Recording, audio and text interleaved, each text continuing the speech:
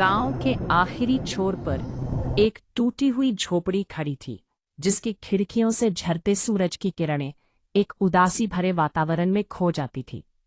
अंदर एक माँ बुखार से तप रही थी।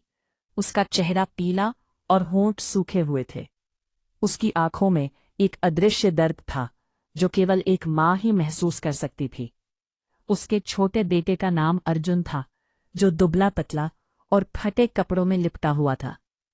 वो अपनी माँ के पास बैठा था और उसकी आंखों में एक अद्भुत दृढ़ता थी कि 3 दिन से दोनों ने कुछ नहीं खाया था। लेकिन जब उसकी नज़र एक दुकान पर रखी रोटियों पर पड़ी तो उसकी हृदय की धड़कन तेज हो गई।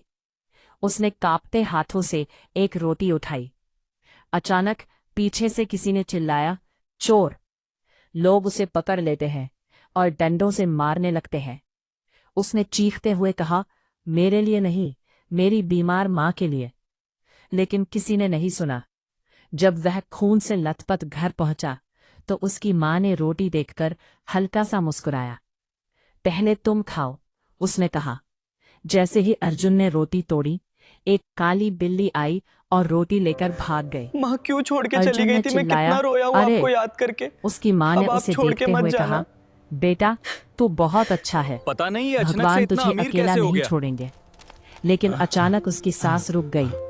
अर्जुन जोर से रोते हुए बोला, माँ। अगले दिन अर्जुन अपनी माँ की चिता के पास बैठा रो रहा था। कोई पास नहीं आया। रात को वो झोपड़ी में अकेला बैठकर आसमान की ओर देखता है। अगर कोई देवी है, अगर कोई माँ है, तो मेरी माँ लौटा दो। अचानक बिजली कड़कती है और तेज हवा चलती है। आकाश से तेज प्रकाश उतरता है और माँ दुर्गा सिंह पर सवार प्रकट होती है। उनके 10 भुजाएं और दिव्य आभा थी। जिसने अपनी भूख से पहले माँ की भूख देखी, मैं उसकी पुकार कैसे अनसुनी कर दूं? उन्होंने बच्चे के सिर पर हाथ रखते हुए